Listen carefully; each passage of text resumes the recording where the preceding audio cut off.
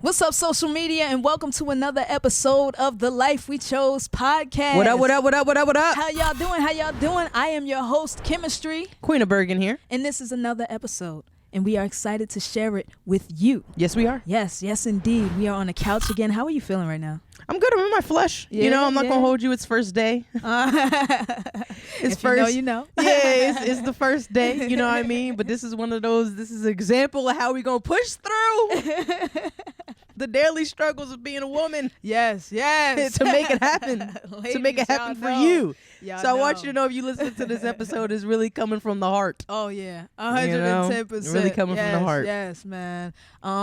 Before we get into everything, a little bit of homework for you guys. If you are listening on YouTube, be sure to like and subscribe. If you are listening on your favorite audio streaming platform, be sure to give us a 5-star rating. You know, your 5 stars gets this message out to those who appreciate it, those who enjoy it, and we want to keep getting this knowledge out to everybody. So let's grow this community. Be sure to like, share, spread the word, tell a friend to tell a friend, and let's get this thing going. Facts. Yeah. So today's topic, this is something that, I think shows up in a lot of our worlds a lot of times. And it's an idea. First and foremost, it's called the ostrich effect. I have no idea what this was up until 3 minutes ago. Okay. You know what's funny? So you know what it is. I knew, yes, exactly. I know what it was, but I didn't have a name for it. I didn't have some way to identify it. Yeah. But you came through and was just like, because mind you, like, when we pick the topics for the show, right? Sometimes it's like we may be having a conversation. It's like, oh, this is going to be the topic for the show. It's going to make sense. Yeah. And at other times, we each go about our own lives. And then as we go about our lives, you may, come in. We come here on the Sundays, like, hey, yo, let's go to record. You be like, this is going to be my topic. I'd be like, what?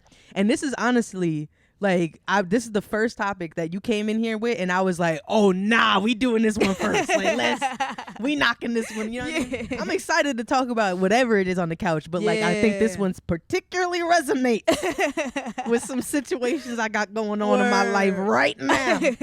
So, for anybody who's listening, the ostrich effect. Yes, it is. What is that? Well, I'm glad you asked. So the ostrich effect, it's basically the concept of running away from what you feel could be potentially negative feedback, negative responses to something going on in your life. So whether it is that you have a goal and you feel like, somebody might give you negative feedback about how you're doing it, how you're processing, you'll actually tend to run and duck the way an ostrich would duck his head in the sand.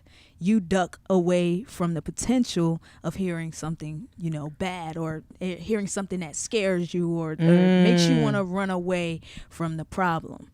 And so, like, some of the ways that, I feel like it shows up in our lives is, for one, having hard conversations. So I think that's one of the things that we can most commonly collectively resonate with when it's like we're in situations and something's occurring and you're walking away and you're like, I can't stand away such and such, but we never have the conversation to each other. Yeah. And it's because we deal with this idea of this feeling that we'll potentially have to deal with negative side effects of having that conversation, rather than thinking about it from the perspective of, maybe if we have this talk, it could be something that ultimately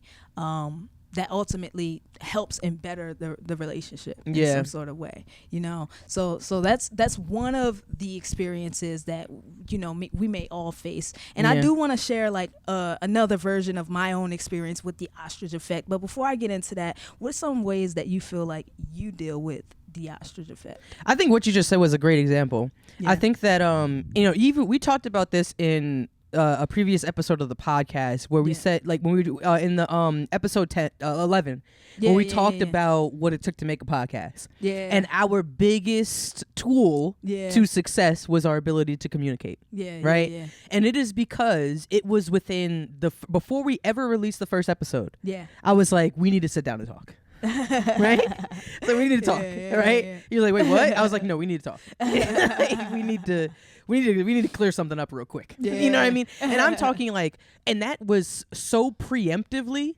Because we didn't have an issue at that point in time. No, like we not didn't at all. have like anything going on. We didn't even start. We didn't even start yet. Like I was like, yo, Kim, we got to talk about how we're going to handle conflict. Like how we're going to deal with situations, how, you know, I feel right now, how you feel, you know, make sure that we could check in with each other. Like having difficult conversations is a very hard thing for people, right? Because it's almost like, I think it's rooted in a few different places. Probably people pleasing, in a sense where it's like you don't want to like hurt somebody's feelings, or you may not want to like say something that makes, you know, upset or whatever. 2, there's also guilt. You know, there's a level of like, you know, if you waited a long time to have a conversation with somebody that like needed something to be addressed, there's a lot of guilt that goes along with like having to then address the problem. Yeah. Because it's been so long since it's, you know what I mean, since it's been around that it's like becomes that thing. Yeah. But like when we were talking that day after like the whole situation with like me not keeping up with the social media stuff. Yeah. And you had reached out and you was like, oh, Queena, this is how I'm feeling. This is what's going on. Yeah. My initial response to you was like, yo, I am so happy that you told me how you felt. Yeah. I am so happy that you told me how, not like in 2 or 3 months, not like in, you know what I mean, not all these weeks or whatever. When it gets mixed up with everything else. When it gets mixed up with everything else, you told me, it was just like, yo, Queen, I'm feeling some type of way about this. Yeah. Right? And my initial response is, thank you so much for telling me. And the reason why that was so vital to me and to our relationship is because I now look at you and I say to you that like, I know if something is wrong, you're going to tell me what it is. Yeah. You're going to tell me what it is. And I feel like you're doing that because you value the relationship that you have. Yeah. So it's like, oh, since I value the relationship, I'm going to tell somebody how I feel. If you avoid doing that, this is just on Queen. I'm not even going to hold you, feel me? When you avoid doing that, when the ostrich effect comes into play and you stick your head in the sand. Yeah. For me, you are prioritizing the discomfort over the relationship. Yeah. Yeah, I mean, let's talk about it. Wow. You are prioritizing your discomfort over the relationship because you're saying like that's why I have hard conversations a lot. That's why I'm able to do it. Okay. Because I prioritize my relationships over the discomfort of having the conversation. You see what I'm saying? So it's like, I'm going to tell you how I feel, even if it is something that could risk, you know what I mean, what's going on. I'm going to tell you how I feel because I'm going to be far more uncomfortable in this situation if I don't tell you, if I'm not letting you know. You know what I mean? So that's how it shows up for me. That's how it shows up for me. Now that's really interesting because we are talking about, you know, relationships with people. Yeah. And in those instances, so I want to discuss a little bit though about those encounters that we have with ourselves. And one of the instances that I faced dealing with the ostrich effect came down to my financial world. Yeah. So I think it was like it was right after our first year of being married. Me and Shanta, we were thinking about, you know, going on to a not a honeymoon, an anniversary trip. You know, we love to travel. Like travel is in my top values. Yeah, like 110%. We like to just go out and explore. And it got to a point where we realized we could not afford the trip. We wanted to go out to like Jamaica or something like that. We never been. And we couldn't afford the trip. And I've never been a really big spender. Like I've always had room in my budget or something like that as far as travel goes. Like it's always been something that just was regular to me because I just don't like, I'm not a heavy weighted spender with stuff. Yeah. But I also realized that I still never really had a relationship with my finances in a sense where I really looked at it. So when it came time to like acknowledge that financially my world had shifted, but I didn't have a plan in place for that shift, it got to a point where it was like, oh, like I have to look at my money right now, you know? Yeah. And it was like, that's something I just don't do. We don't do that. Like, so I had to look, see where we were. And it was like, yo, we just don't have the bread right now. And then it made me think like, all right, so now we have to understand how do we get into a space where we don't feel like this next time. Yeah. Because, you know, just the last year she spent that year, you know, we had to work a lot, all of this stuff because we were planning for the wedding. Yeah. So it was like looking forward to that break, that getaway was like big. So it it made my mind shift into the mindset of like, all right, I got to get this under control. And then what made it really interesting to me was that like once we started talking about money, it made me realize it was a very hard conversation to have. It was like, oh, light bulb, this is the reason why they say most marriages fall apart due to money or something like that. But like, which I mean, that wasn't the case for us, but it was very uncomfortable to talk about, you know, like in some instances where it's like, yo, just tell me what we need to put toward the bills and then I'll just give you the total. It's not, I don't even want to hear the breakdowns, you know? And it's uncomfortable. It's uncomfortable to look at situations and be like, oh, I'm putting, you know, this much amount of money into like Uber Eats. I'm putting this amount into this thing. Like things that emotionally make you feel good or make you feel comfortable in that moment. But it's like every time I do that little thing, it's sacrificing the overall big picture for the thing that I really want to do. And so like when I don't put a person on it, I also feel like, you know, I dealt with the ostrich effect a lot and like ducking away from like money problems where it's like, I'll deal with it later.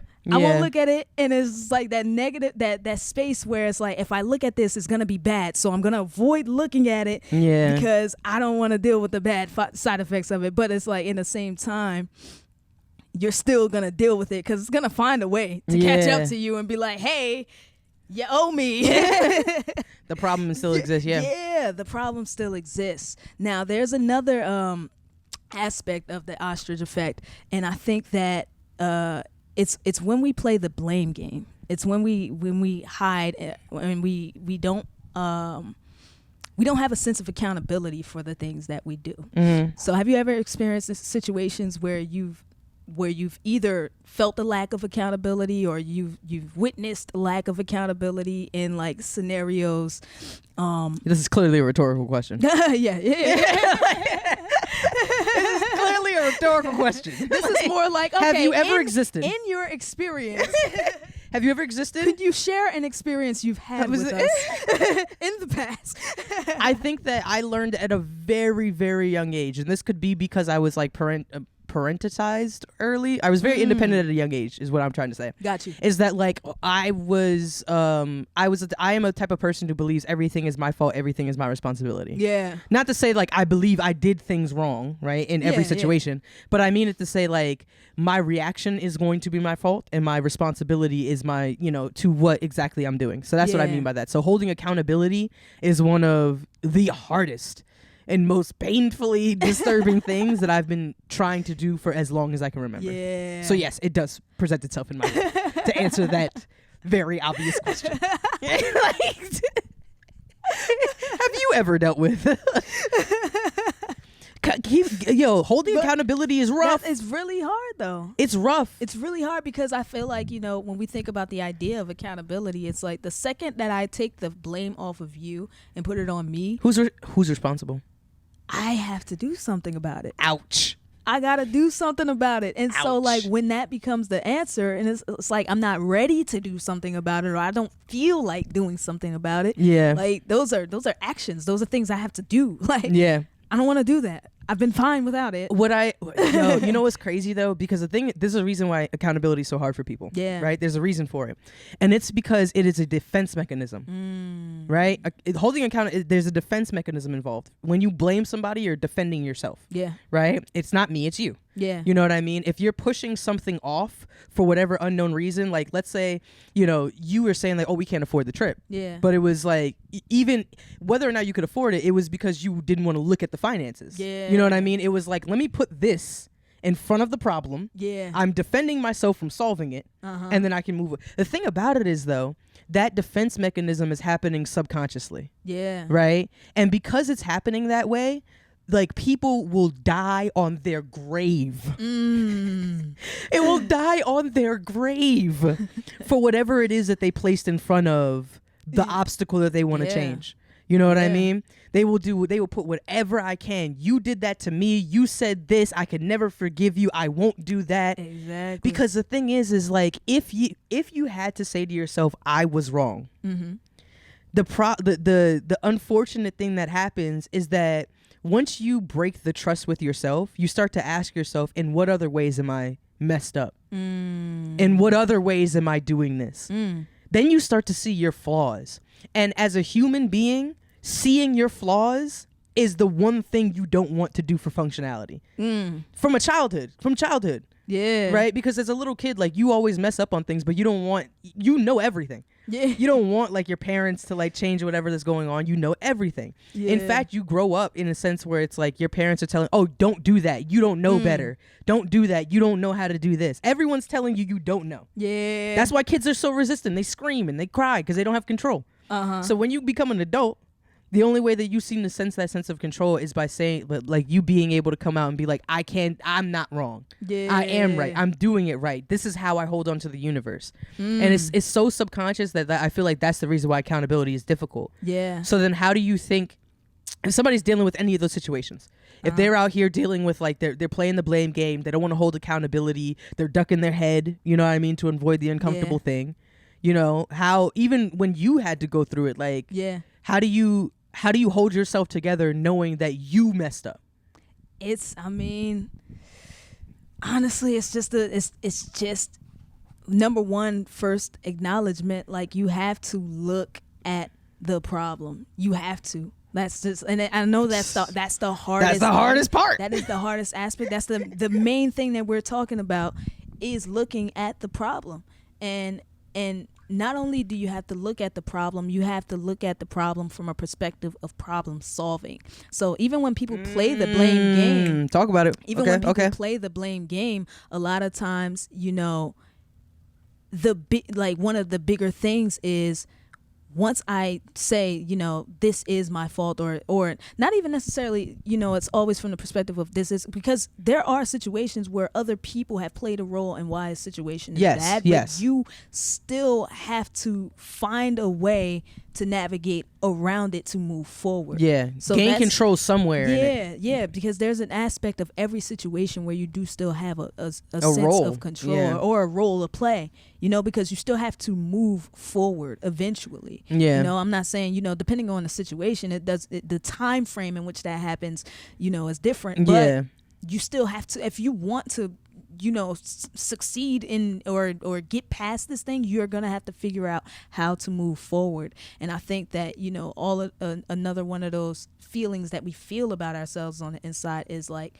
once you acknowledge that you have a role here, it's like, how do I solve it? And if you feel like you can't find the answer to that also makes us uncomfortable. That could paralyze people. That makes you uncomfortable. It can paralyze you, because it's like, if you found, like, there are times where I feel like where people realize, like, there's times where I've realized where it's like, oh, I did something wrong, and then I'll ruminate about, like, damn, why it take me so long to realize that? Like, dang, I should have, if I had known this 2 years ago, I could have did this thing or whatever, or if I had saved my money differently, I could have deserved. And it's like, instead of me problem solving, because I like when you said that, like, you look at the problem in the sense of problem solving, instead of me doing that, I'm ruminating about how it could, or, you know, all the things that it should have went if I had actually had the knowledge, exactly, you know, or if I actually did the thing, like, whatever.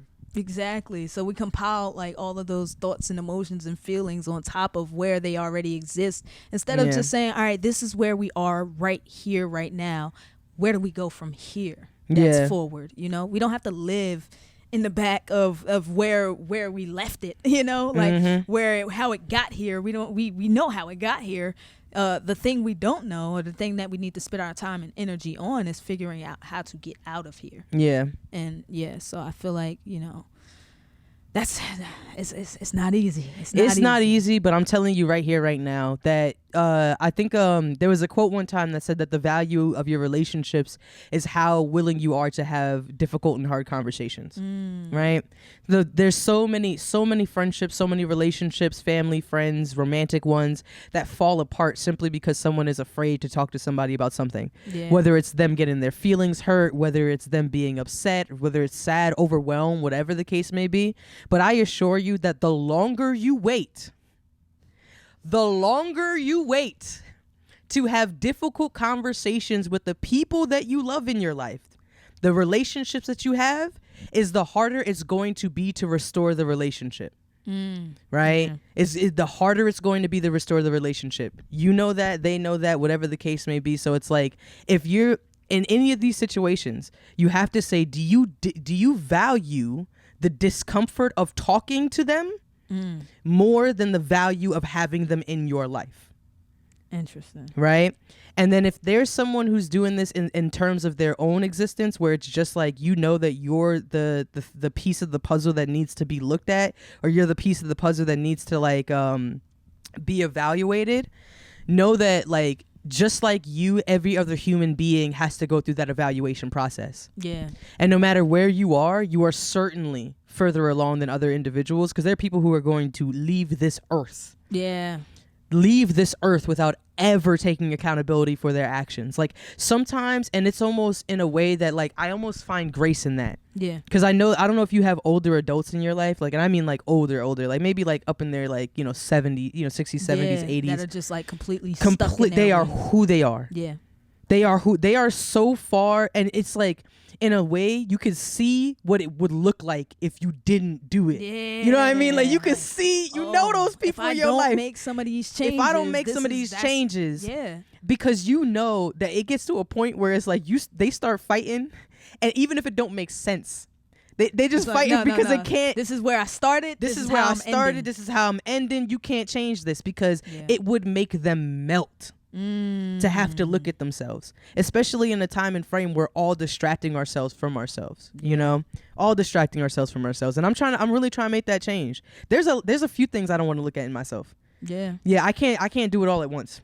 No. Yeah, I can't do it. That's another. All right, that's another thing to say. Like, really? Okay, please. I can't do it all at once. I think we need to acknowledge that. Like, don't run down the list and then just be like, and this and that and this. Yeah, you feel me? I'm petty. I like revenge. I want the money. Yeah. One thing at a time. Yes. Focus on one thing at a time and take your time with it. But like acknowledgement is the sheer difference between stepping forward and like you said. Acknowledgement and accountability puts you ahead of majority of the population. Yes. Just that step alone puts you ahead of majority of the population, whether it's relationships and hard talks, whether it's you playing a blame game or just being in spaces where you're not looking at some of the things that are in the way of your goals. I feel so vulnerable. Oh, look at it. Yeah, it's so vulnerable. Yeah, and you can be in your own room looking at it, and it's ugly. It's because you feel raw. Yeah, because you're raw. You're vulnerable. You know what I mean. Like, what do you do with that? What do you really do with that? That's a difficult mountain to climb. But just like if step one is the awareness. Yeah. If step one is the awareness, you know, like I feel like that's like honestly through to like the doorway into empathy. The doorway into empathy is being aware and acknowledging the flaws in you as a human being. Yeah. Because it's through that understanding that it's been years, and it'll continue to be years as I grow into like these in addressing a lot of my flaws, is that like I now have so much more empathy and context for other people, especially those people who are like 70, 80 years old. Yeah. You know what I mean? The elders in my life who are just like, they it's like I know how hard it was. Yeah, I know how hard it was for you to probably even to even look at yourself and I get it. So I mean that's the first step, taking a look, acknowledgement, accountability, step 2, and then like taking small actions, just taking small actions toward those obstacles that you're facing. If you're having a confrontation with a person in your life, just look for the ways that you can approach it where it's not a hostile environment. You know? Where find the ways in which you guys are both playing a role, and I mean start with your side. Listen, I understand that this is where I was and such, and I'll be accountable on this from this perspective, and then these are some of the feelings I feel about this particular situation. Oh, I feel like there got to be people who feeling like needed. Yeah, there got to be somebody in the audience who heard that and was just like, no. Nah, we're not doing that. I'm not doing that. I'm not about to go. I'm not about to come, hey, this is how I did it. Because you're also talking from a space, though, all right? And I want to warn you, because you're talking from a space where two people are emotionally mature enough to be able to do that. Yeah. Because we're even talking about the fact that acknowledgement puts you in front of everybody. Yeah. So, like, you have to be two emotionally mature individuals for that to even work. That's like, you know, part of the thing, too, is, like, you know, you got to recognize who you're working with. But that's why holding accountability for yourself is so important. Yeah. That's why what we're talking about is that, like, instead of bringing it outward, it's really about what's going on in here, because that is the only person you can control. That's the only thing you could change. That's the only thing you can create. That's true. And you know what? Now, as you say that, I do recall us even having a conversation about that, because I think we both had instances where it's like we've become so aware of some of the people in our lives that we just can't have the conversation with. Yeah. It's just like, I know that even if I bring this up, it's like you're so far gone, you're so set in your ways that this isn't gonna be a conversation that we can have. And so in those spaces, I feel like you kind of acknowledge where that relationship is, but then that's also the difference in knowing, okay, this relationship just isn't gonna be what I thought it would be. And then you know, now you have to change your mindset on it. You have to reevaluate how you put your energy into it. You have to shift whatever values you had toward it. Like now it's like, it's not about like, oh, they don't want to do that. They don't want to forget. You have to move from that now. Now it's like, on you. Now that if I'm aware of where this is at, now what am I going to do? What do we do with it now? Yeah. You know, and that happens whether we're saying this in the context of a relationship with a friend or whatever, but this applies.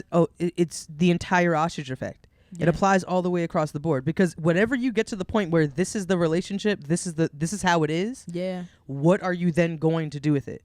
But seeing it for what it is really the thing that we're trying to push people towards thinking about. Yeah. Of like looking at things in reality, looking at things in ways that like you honestly ask yourself, what did I do to contribute to this? Or what could I do to change this from happening? Yeah. And putting you in the question. Yes. What could I have done to make this differently? What could I have, instead of, you know what I mean? No matter what it was, even if somebody slapped you in the face, you know, and you just walked up out of nowhere unprovoked. Like, how could I have not been slapped in the face? Like, you know what I mean? Like, and if that's not the case, how do I move forward? How do I move forward from this situation, you know, so that I no longer get slapped in the face? So I'm going to need you to take some accountability on this change in direction for the book recommendations, right? Because you came through. I came through. You came through with, you know what I mean? You came through with the topic, but then like maybe like I don't even know what episode it was, but you came through with a podcast recommendation. I sure. You know what I mean? So I was like, yo, we doing podcast recommendations now? Okay, cool. Let's do that. I like it. I like the switch up. I like the energy. We want to give you guys things that we feel like is going to not only connect with the topic that we spoke about today, but also can help you out on your journey of discovering yourself. So this recommendation is actually going to be one of the podcasts I enjoy listening to, and that podcast is called Aware and Aggravated. Ooh. Yes, Aware and Aggravated. And that's actually a podcast by a guy by the name of Leo Skeppy, right? And he is so dope. Yeah. And I'm assuming it's because he's a Pisces. I'm pretty sure he's a Pisces. Okay. And I be having like that Pisces connection. As soon as I see him, I'll be like, what? I like, you know what I mean? I like his energy. But Leo Skeppy, he's like, you know, super strong or whatever. Strong as in like he works out a lot. But he talks a lot about confidence. He talks a lot about holding accountability for yourself. He's also he speaks very much about high level understanding, where it's just like, how are we going to be the people that other people are jealous of? Like, how do you get to that point? And that really comes to a place where it's like, how do you become the best version of yourself? It's by truly holding yourself 100% accountable of what you do, how you spend your time, how you spend your money. So it's a really awesome podcast. Plus, it's really funny. I feel like that title gives me humor, so I'm like, he's aware and aggravated. Yeah. He is my energy, right? And if you like, even my mannerisms, you feel me? Like I watched him for like a week, and I was talking real different. Like my hands was dropping. With somebody, I was out here like, listen. I love somebody. So yeah, Aware and Aggravated, Leo Skeppy. We're going to put that in the show notes and description below. Got it. All right, so speaking of accountability, this shout out right now I want to give to a really dope guy. His name is Terrence Wilkerson, and he is the head coach of Building Beast. So when we talk about accountability, this man, I've been watching him transform people and their bodies for years now. So, I think one of the hardest accountable transformations that any person can go through is the physical shift in their body. And I know you know that because, you've been experiencing it over the past year. I have. Some of those obstacles. Funny story, because even when you say obstacles, so I don't really, I don't really know Terrence, right? I think he was in a grade or two above me or whatever. But what's crazy is that I went to do the Spartan race. It's the obstacle race. And when I'm at the front line at the obstacle race, I'm out here like jumping. You feel me? I'm about to get ready to go. And this is all the way up like 2 hours away. Yeah. I'm standing here in this joint, and then walk up by my side is Terrence. Oh, for real? Yeah, Terrence walk up on the side. I was like, oh, what's up? So he actually came down there with his like the people he was mentoring, you know what I mean? Or like the people he was training. Yeah. So he had like a group of people. I was like, yo, what's up? He's like, yo, what's good? So yeah, we met up right there on the starting line. Like there are people all across the country, but like when we were out there at the starting line. So shout out to you. You feel me? We did that Spartan race, Yes. We did that joint together. Beast, he's had Building Beast since 2014. And over time has just been, working with different people. I've seen on his socials like just the full-fledged transformations that people have been going through with him, and it's like a combination of mindset building alongside that physical pushing yourself to your limits, holding yourself accountable. And I think I completely respect his process and what he's doing, and assisting other people hold themselves accountable for the things that they want in their lives. So so if you try and do that in the new year, listen, you feel me? If you try and get that new year, new body, you might need to, where you need to head over. You know where you need to head over to. We're gonna put his information in the bottom, but for this episode, we want to make sure that we gather them up, and give you your flowers. Okay, folks. So last but not least, we always have the 3Bs. The 3 So what are you doing for your brain, your business, and your body? I said that in reverse, didn't I? It's okay. The brain, the body, the business. Well, we're doing all three of them this week. Yeah, all three of them happen. They can touch each other. This ain't Thanksgiving front, plate. Back, side, all around. All the way straight box. Yes. So what am I doing for my 3Bs? I think for the brain, I am gonna find a book to read. You know, I've been exploring some podcasts and things like that, but I want to find a good book to sit in and just like just thoughts and ideas that are in one concise space. I want to find a book that I'm interested in. Yeah. So I'm gonna actively search for a book for my brain today. Okay. For this week. For the body, staying consistent in the gym. I did that thing I said I was gonna do about the legs, getting a little bit more. It ain't been fun, but I've been having calves are at. I've been having the Gumby legs going down the stairs, but it feels good. It feels good, and we got a little accountability group, text group that we have. My wife, her brother, sister, cousin. Okay. So we be in there. Everybody's flicking it up, showing their pictures, and so we in here today. So I'm gonna keep up with the gym this week, and then for the business. Man. Oh, wow. We are 1 week away from Christmas. Oh, I'm dating this episode. Yeah, you are. I'm dating this episode. I don't even know when it's going to come out. So I was even thinking in my mind, I'm like, what am I saying? Because it's like, there's mad things that happen. Yeah. We definitely, Yeah. So what you going to do for the business? No. But what I'm going to do for the business, what am I going to do for the business? I think we're going to continue to get some content together. I'll be honest with you. I think we'll continue to do what we've been doing. Let's be honest. You know what I'm saying? Together, sometimes the weeks come. Sometimes the weeks don't shift that much. Like the process. It's like the consistency. Talk about it in the process. Go ahead, clean that up. We gotta do. There we go. We're gonna stay consistent in our process and continue to move forward. So we're gonna continue to push this content out, get it to y'all. I like that. It is. I like that. That's how you do it. Every week don't change that much. That's how you do it. That's how you do it. Okay. All right. No, I like yours. I like yours. You feel me? For my 3 B's. You feel me? For the brain.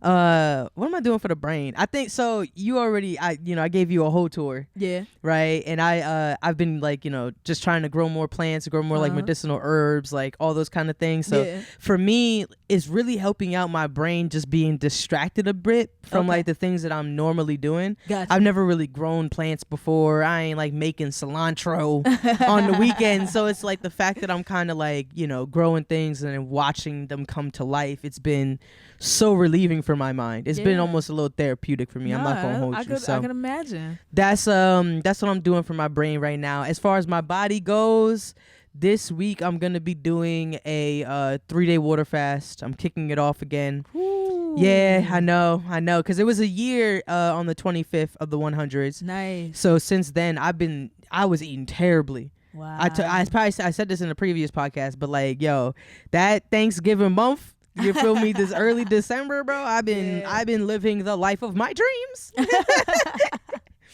And I need to figure it all out. You know what I'm saying? So I'm about to do a reset. This is probably going to be the hardest 3-day fast I ever had to do. I'm not even going to hold you. Harder it's than gonna the be very first one. It's going to be harder than the first one was the easiest one. The first one I had so much motivation. Fed up. Yeah, I was fed up. I didn't even want food no more. You couldn't make me chew or swallow. I was like, no. This one's gonna be hard because I've been eating a lot of sugars, refined foods, processed foods, all the stuff that made you addicted and craved is gonna be flowing through my blood system for 3 days, sipping water. So pray for me. But if you want to watch that journey, please go onto my Instagram because I'm probably gonna document this 3-day one since it's gonna be so hard. So I want to show people what it's like when it's like really, really hard. Because today, I'm gonna eat what I want, you know what I mean? Until I get, which is not a good thing, but I'm gonna show you what it's like. So that's what I'm gonna do for my body. And as far as the business goes, is there a mental determination about when this podcast comes out? So if I could even just this is like January 7th. Okay. So this is the one after. Okay, this is the new year. Okay, bet. Listen, we film in advance, man. This is real deal. Like, don't even. We do that. Yeah. If you want to stay consistent with your podcast, do what we're doing right now. Yeah, because you're gonna have some weeks that's a little bit like. Yeah, hey, we can't make it this week. Exactly. And the reason why I even asked that question is because that's one of those weeks is coming up. I'm going to be going off for my residency. I'm super excited about my residency. For my business, I'm focused now on creating my curriculum. Yeah. I actually had to do my equipment list to try to get my classes together. I have to work on my curriculum. I made that announcement in the last episode of the podcast. Hey. So right now we're gonna be working on the curriculum. So as far as business goes for the next few weeks, that's gonna be my focus. So I'm excited to let you guys know where I'm at in that process for the next episode. But that's what I got for the 3 B's. There we go. You know what I mean? This is a hardy one. This is a hardy episode. This is a thick one, but we felt it. And even honestly, there were some undertones to this conversation that we wanted to just expand, you know what I'm saying? Yeah, we tried to keep it concise. We tried to. Some moments where I'm like, can't say it all. It's gonna be an hour long. It probably still is. But I think that probably still is. But I feel like we got to do some kind of Instagram live, some kind of whatever, just to kind of get out some of the some of the stuff that don't make it to the episode. More of that. Yeah, like afterthought. If you guys want to start seeing some Instagram lives from us, or you start wanting to see other types of content, go ahead and comment down below on YouTube. For sure. Right, because right next to that comment section is also a few other buttons you should probably try clicking as well. It will be a plus icon, right, where the little thumb, right? You want to click that so it's highlighted.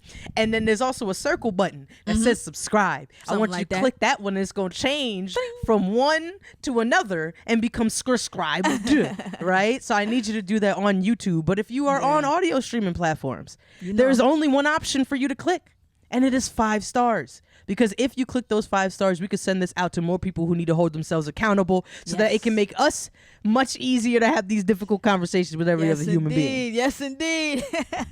Okay? Oh, man. I am your host, Chemistry. Queen of Bergen here. And this is the Life We Chose podcast. Peace. Yeah, this is the life that we chose. All about goals, all about getting the go. Pedal the metal, we drove. Head to the heels, I wanna give me a bow. 2020 be the vision, depicted the growth. Before I could get on the road, look at the level she rose. Cheddar, cheddar, cheddar, cheddar.